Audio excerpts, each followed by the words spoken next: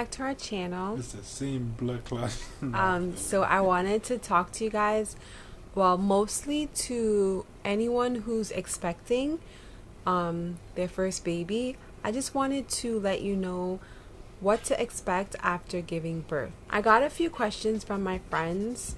Well, technically it wasn't questions, it was basically I was telling them things about what happened after birth, and they were like, wait a minute, like, so this doesn't happen? So one example is like your belly. Someone assumed that your belly automatically goes back flat once the baby comes out, and I was like, huh? No, that's not what happens. And I actually like sent a picture of like my stomach to show them, like, yeah, your stomach isn't as big when you were pregnant, but it doesn't go back flat. So yeah, so one of the things, you know, to expect after giving birth is that no, your stomach does not go back flat right away. You may have really good genes, and maybe like a couple of weeks later it may go back really, really flat, but it doesn't happen as soon as you give birth. And please expect a pop there. Yeah, you can expect like Extra a little skin. a little flabby skin.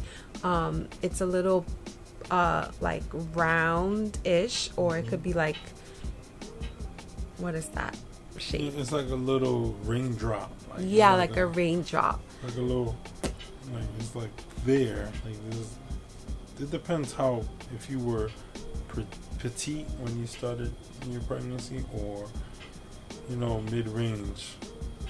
Sorry to say, but if you were overweight.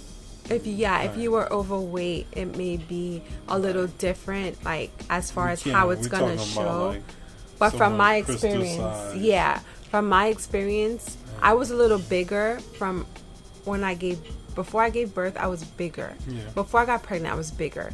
But I lost weight, obviously, you guys know, from me having gestational diabetes throughout my pregnancy. So afterwards, my stomach was a little bit flatter than what I thought it was going to be. But I still had a pudge. What can help you reduce it is by bringing in a belly band, or I think that's the safest one. Don't get a corset yet, but you can get a belly band, and also you can probably ask the hospital if they can give you one, because a lot of people who do get cesarean the C-sections, they actually provide that to them. So you can probably ask them, and it'll help. They're not durable. So if you can get one beforehand, definitely look it up on Amazon. I got it from Your Sexily. It's a weird name, but I can write it in the description box for you. And that's actually what I have on now, and it's pretty awesome. Like, it's pretty good. I got the size small. But yeah, you can definitely put on a belly band, and it'll help reduce your stomach to, you know, start working its way to get back smaller. But it doesn't happen right away, so just expect that. What's the it's your uterus, right?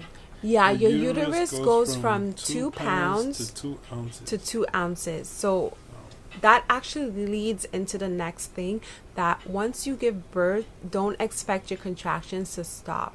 You're going to still have contractions, especially while you're breastfeeding as well, because again, it's your uterus grew a baby inside of it. So the nurse told us that our uterus is going from the size of being 2 pounds to going down to 2 ounces. It needs to go back down to, like, she said this, or a little bit smaller. So also that's also making the pudge in your belly.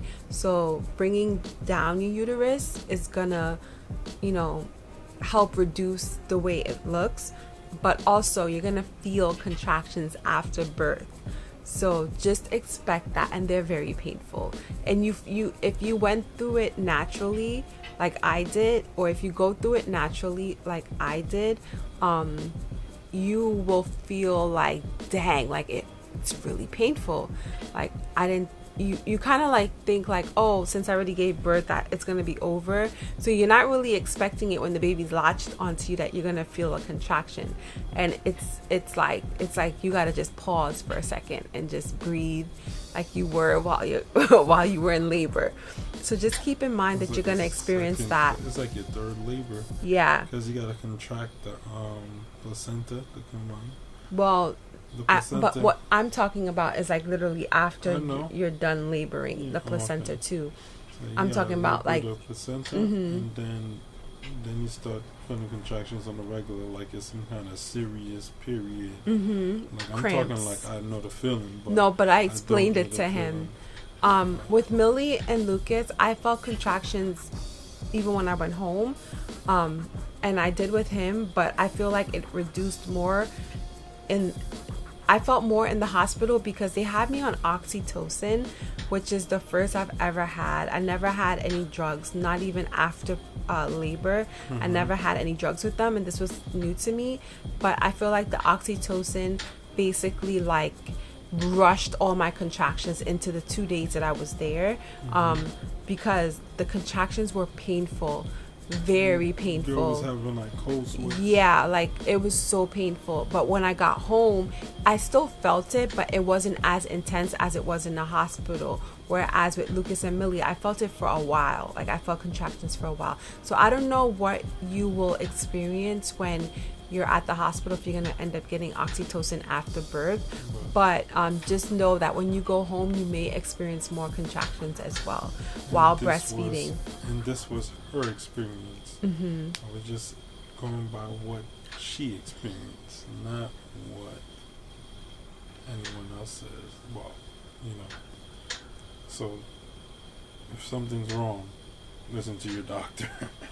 Yes. We're not doctors, just so you know, but we're just, letting you guys know from my experience what you should expect. The next thing I wanted to let you know that you'll experience when you give birth, the baby will latch on. If they do latch on, your boobs don't feel like, oh, like there's milk in there, right? It's gonna feel like it did before you gave birth, but within the next few days, it's gonna get big, like huge. Your milk is gonna come in. Your colostrum. Can I get some milk too? That's what the dads say, huh? So your colostrum is what you get first, and it's like, just a little bit of milk that the baby will drink, and it's enough to feed your baby. They may just suck on it for like 2-3 seconds, but it's like so much nutrients within the colostrum that they don't need that much. Because the thing is, their belly is like the size of a pea. Yeah, it's really small. Their stomach is really small when they're first born, but as they're growing, your milk changes, and then your breast milk comes in within the next 2 days. And once your breast milk comes in, it's like just flowing, and so your boobs are just gonna expand, and it's gonna look like you just got implants. So you may get engorged if your baby doesn't drink a lot, when the milk comes in. But again, you're not to be nervous about it, because your milk, your body knows, your body and your baby is working together to know how much milk your baby needs. So the first couple of days you're going to be engorged because it's just going to come in. It's not really being told how much milk it needs to supply for your baby until your baby gets into like a routine. So don't be nervous when you're engorged. Just make sure you follow the proper procedures that your doctor told you about. Mastitis, I think that's how you pronounce it. That's when your engorgement gets infected. So like you'll need to like either go under a shower to get to relieve your boobs, like do circular motions to release the pressure and the tightness in the, I don't know if it's called veins or like glands where the milk comes through, but just expect that may happen. With Lucas, it happened to me because he was tongue-tied, so he wasn't latching properly. Not the infection, just the engorgement. So I was literally in the shower in the hospital trying to relieve my boobs. And with Millie, I got engorged in one boob because I think she didn't like one of the boobs. But with Nash, I didn't get engorged. Like my boobs were always loose. It's only till now, he's a month and a week old, and it's not that he doesn't want the other boob. He prefers one boob, but he still drinks from the boob that he doesn't really like. But the thing is that once he drinks from one, he's knocked out. That's how much milk I'm producing. So the other one leaks. So I haven't gotten engorged yet, and I hope, knock on wood, I don't. But he's been pretty active with releasing my milk from my boobs. But it's just been lately that, yeah. And you can tell. So on to the next thing.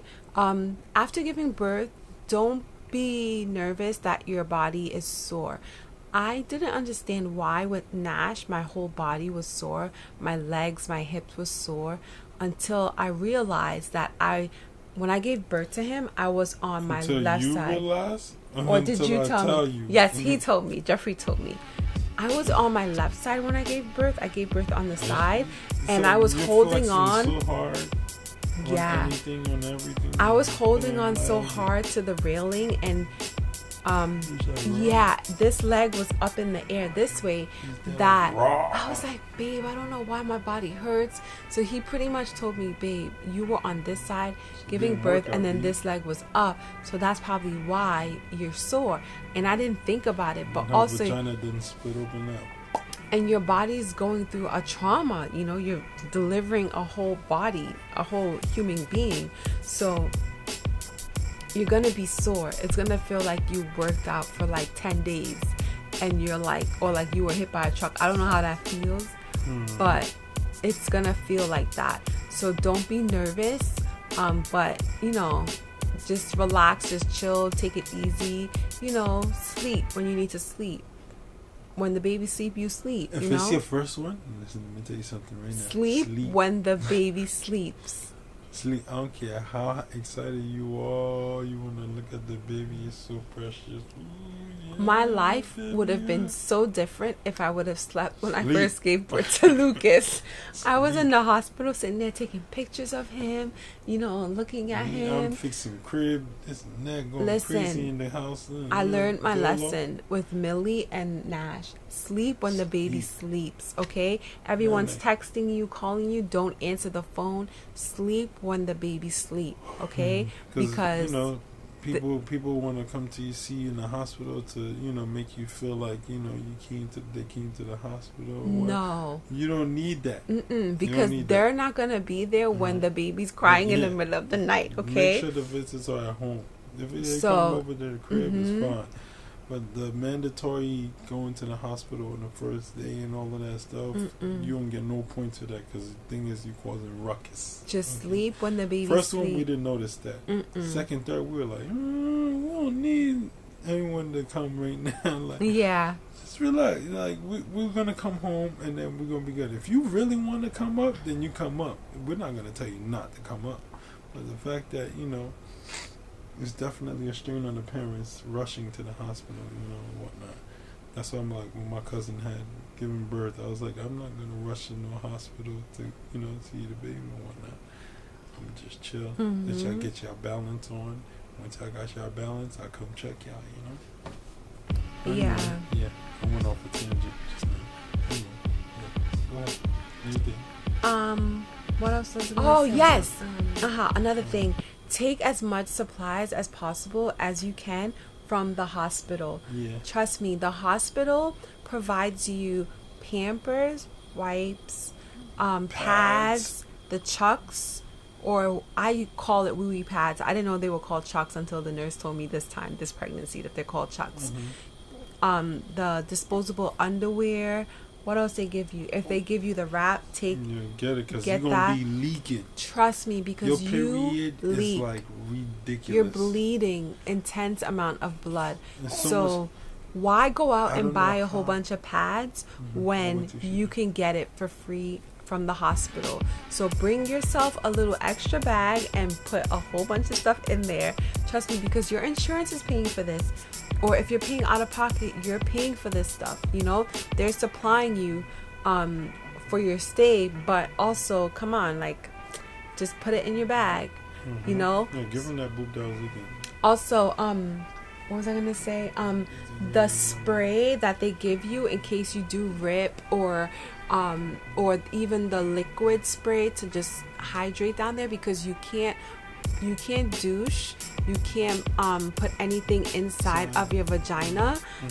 So they give you this, like, it's like a cleansing spray to spray down there every time you use the bathroom, just so you don't infect the area. Just get the spray. Ask them for an extra one, and the little water bottle that you use to squirt. It comes in handy, guys. Trust me. Just trust me. What else is there? Oh, the bleeding. Let me tell you something. That bleeding is no joke. It's no joke. Like, yo, if you ain't got the stomach, fellas, woo, don't look. But I look. I enjoy like looking and seeing the process or whatever the case may be. But once this time, obviously I saw the rip. Your time and look at it. And if your wife asks you, how does it look? Does it look bad? Just say, nah, it's good, babe. It's not that bad. You good, alright? Just hit it with that one. But meanwhile, you know what's the truth, because the thing is, they go into this panic spill or whatever the case may be. And yeah, you don't want them to panic in that situation when like they're already dealing with pain there, pain here. Because once the numbing of pushing the baby out wears off or whatnot, they're gonna start feeling everything. So best bet is to keep it low key. I looked at the vagina the other day; it's back to normal, so we good. Whatnot. After seeing this split, that's all I had in my head. So now I saw it the other day. I was like, oh, nice. It looks good. You know? He just reminded me of what I needed to add to this video that I was going to end the video and not mention. Make sure that once you're out of the hospital and within those 6 weeks, do not lift anything heavy. Do not do any extra exercises or whatever. Do not, bend down, because you can have a prolapsed uterus. Okay, you guys, I almost had a scare. I thought I had a prolapsed uterus, where your uterus pops out of your vagina. Everything is loose down there. Everything's loose down there and relaxed, which is great for when you're in labor, because you want it to be easy for the baby to come out. However, it being loose is also bad, because your bladder can pop out or your uterus can pop out. I thought my uterus popped out because I felt like a ball in between my vagina when I was walking home one night. And so literally the next day I called my gynecologist and I went in and he checked for me the night before, but she checked and she was like, yeah, it's not your uterus, it's actually a little bit of your bladder poking through. So she referred me to I forgot what they're called, but I have to do physical therapy, which I need to call tomorrow to make the appointment. But the thing is, the Kegels. Yes, Kegels help, but since this is my third baby, it's a little bit different. Just everyone's different. So for me, this being my third baby, everything's looser down there. So even doing Kegels, it was really hard for me to hold it for like 30 seconds. That's my goal, was to hold it for 30 seconds. It's hard for me to hold it for like 3 seconds, So they're gonna basically give me different exercises that I can do. So I'll find out more, and if you want to know what they recommended, comment below and I'll tell you in another video. And then the last thing I wanted to mention was in the hospital, after you give birth, they have, in my hospital, they have breastfeeding classes.